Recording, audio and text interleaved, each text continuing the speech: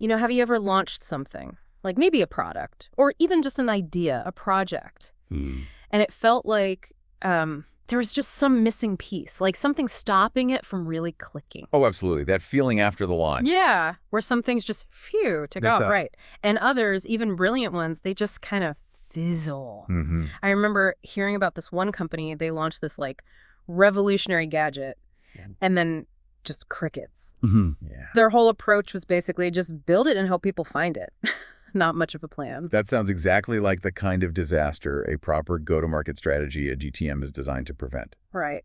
So today we're doing a deep dive into all that research you shared on go-to-market strategies. We're Yeah. going to pull out the really vital stuff, the nuggets you need to, get ahead of the curve. Mm-hmm. So at its heart, a GTM strategy is basically your master plan, right? For getting a product to the right people All right, audience, yeah. in a way that actually, drives demand, gets people using it, and sets it up for real success long term. Exactly. But what the sources really show is that it's like way more than just a simple checklist. Oh, much more. It's this really coordinated roadmap. It has to tie together product, marketing, sales, customer support, even operations. The whole shebang. Yeah, it makes you answer not just how you're launching, but why you're doing it in the first place, and who it's for, where you'll actually reach them, and crucially, what message you need to deliver.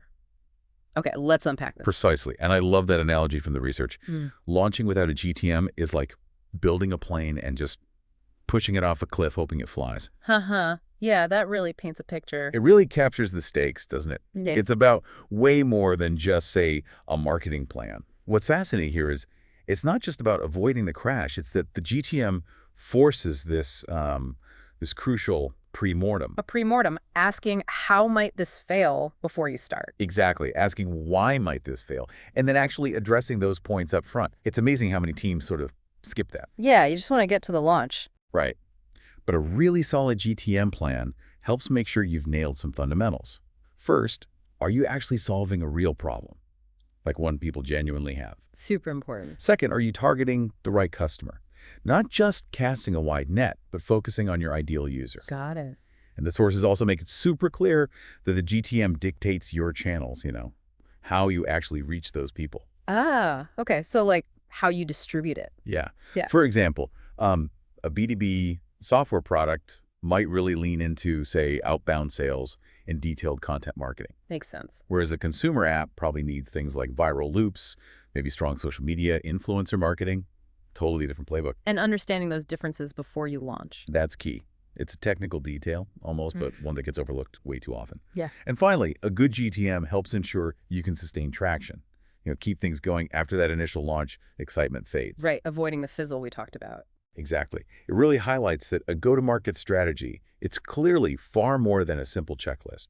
It's really a foundational blueprint for the whole product journey. A blueprint, I like that. And yeah, getting that first launch right, that's absolutely crucial. You need that initial traction to show, that your product has legs. Builds momentum. But if we connect this to the bigger picture, the real value of a GTM strategy, the deep insight from our sources, is actually in creating a repeatable process. Ah, okay. Not just for this one launch. Not at all. It's something you can evolve, adapt, and reuse with every new product, every new feature you ship.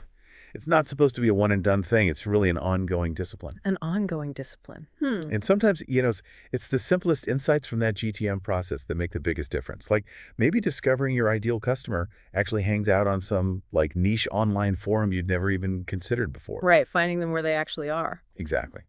So ultimately, this whole strategic approach, it just ensures that if you really are building something people genuinely need, the world actually hears about it and hears about it effectively. So what does this all mean? Well, for you listening, whether you're launching, a new product or maybe kickstarting a project or even just trying to get a new idea adopted within your team. Yeah, it applies broadly. Definitely. Think about how this idea of a repeatable process could maybe transform how you approach it. And here's maybe a final thought for you to mull over. If GTM is so much about sustainable growth, about creating that repeatable process, what parts of the strategic thinking could you maybe apply to non-product launches. Oh, interesting. Like in your personal life. Yeah, or maybe, say, introducing a new habit you want to stick with, or proposing some big change to your family, or maybe your team at work. Right. How would you launch that idea? Exactly. How could understanding things like customer segmentation, which really just means knowing precisely who your audience is and what drives them? Their motivations. Yeah. And understanding your core messaging pillars, like what are the key benefits, the messages that will actually resonate, how could figuring that out help you get your unique value proposition, whatever it is, heard and adopted in those kinds of situations too? If you enjoyed this video and found it helpful, don't forget to like, comment, and share it, with others who might benefit too. To learn more about product management and digital marketing, make sure to subscribe and hit the bell icon so you never miss an update.